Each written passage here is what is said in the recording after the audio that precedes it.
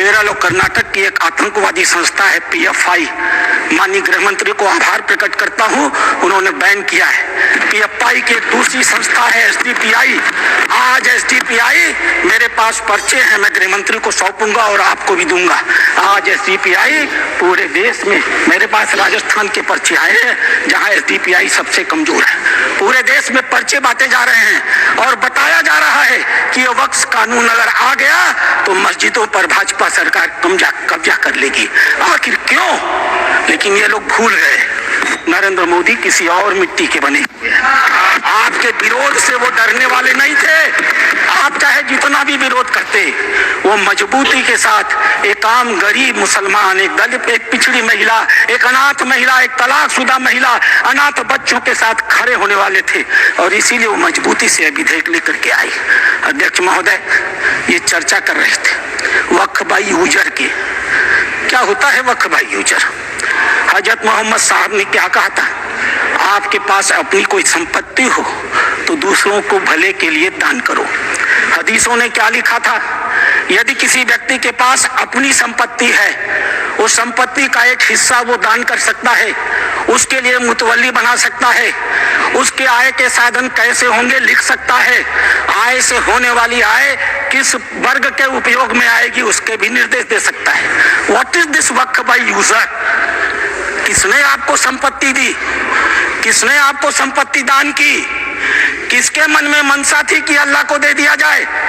एक भी आदमी ने वक्फ बाई यूजर की संपत्ति वक्फ के अधिनियम के तहत नहीं दी। जैसे फिल्मों में गुंडे हुआ करते थे, जिस औरत पर हाथ रख दी वो औरत उनकी हो गई। इसी प्रकार से इन वक्फ बोर्डों ने भू माफियाओं की तरह काम किया।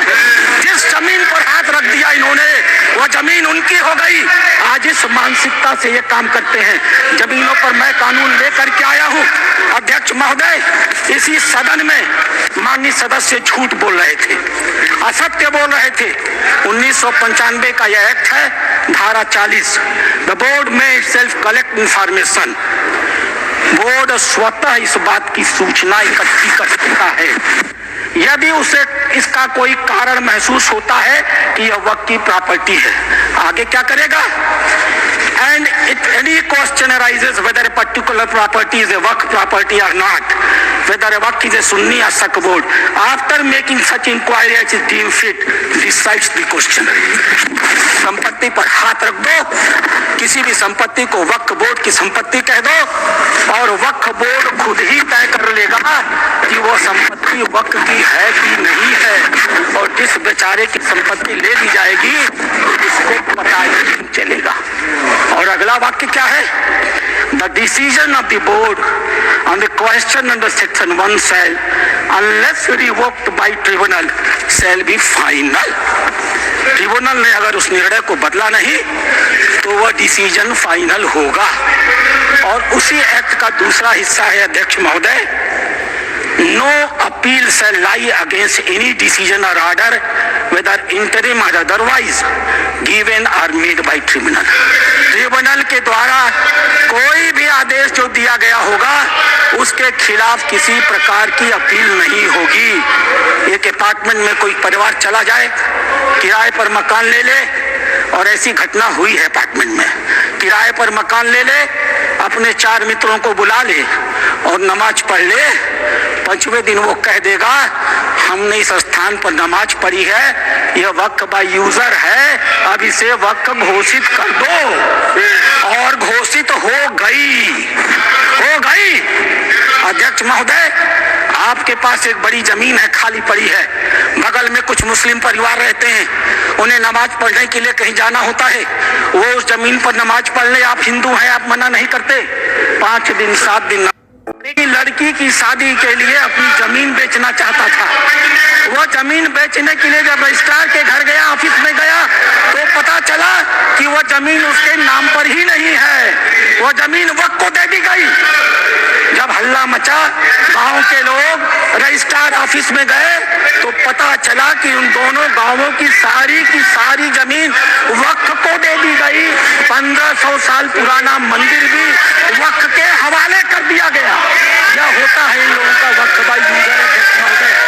और आश्चर्य होता है, मैंने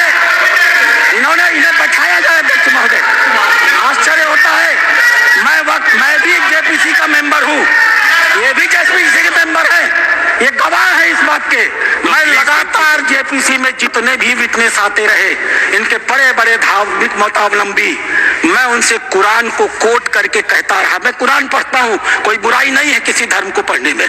मैंने कुरान को कोट करके कहा कि मौलवी साहब ये तो बताओ कि इस कुरान में या किस हदीस में यह लिखा है कि अगर हमने कोई संपत्ति दान नहीं की तो तुम उसको वक्फ यूजर मालिकाना मान लोगे।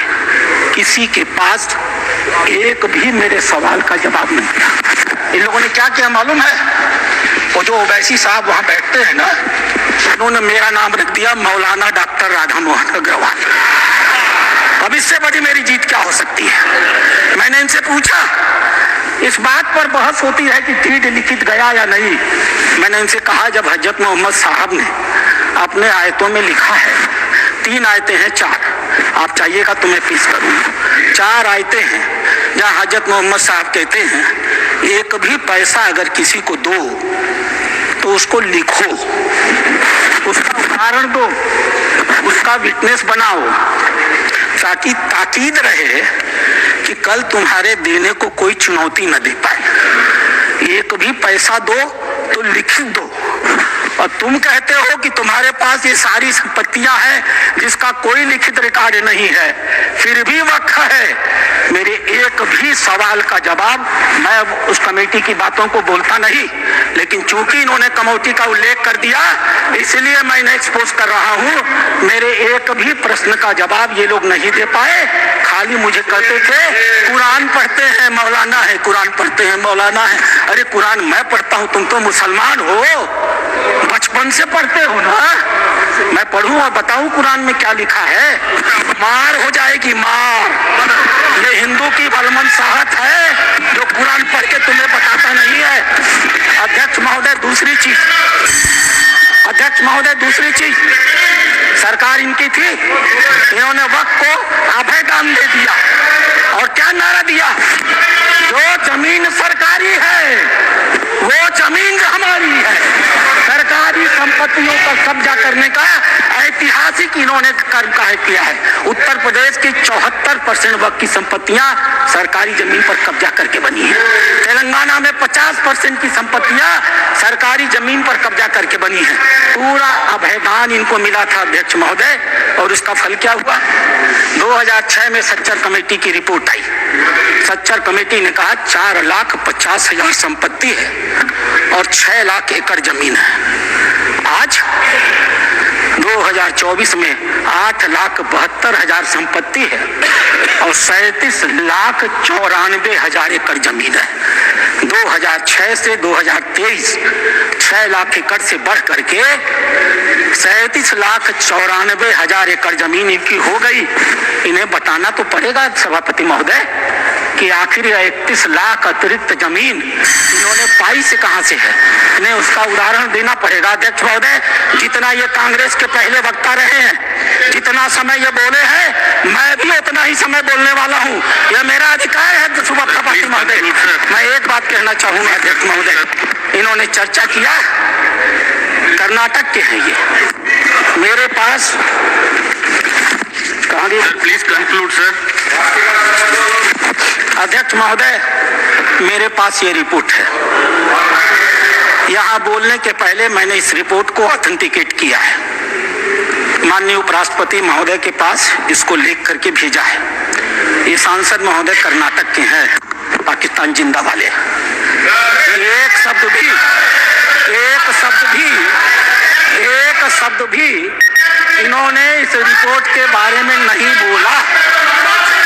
यह रिपोर्ट जेपीसी में प्रस्तुत हुई है और जेपीसी में प्रस्तुत हुई है तो यह ऑफिशियल डॉक्यूमेंट है। यह रिपोर्ट मैं पढ़ूंगा अध्यक्ष महोदय, यह मेरा अधिकार है। मैं आपको बताऊंगा कि कर्नाटक के अंदर किन किन नेताओं ने वक्त की कितनी कितनी संपत्तियों पर कब्जा कर डाला है। नाम पढ़ता हूं मैं, Kamrul Islam foreign minister, Suryavanshi ex MP, CM Ibrahim ex union minister,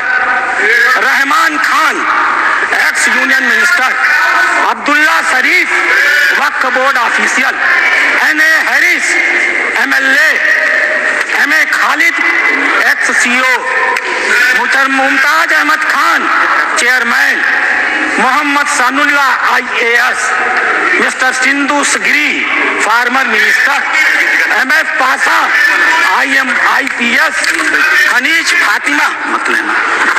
Fatima MLA, CK Jaffer Sharif foreign minister.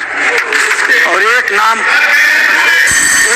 अध्यक्ष महोदय, प्लीज कंक्लूड, एक नाम अध्यक्ष महोदय, we will take it from the party सदन time. की मर्यादा में Sir, please conclude, otherwise we have to take it from the party time.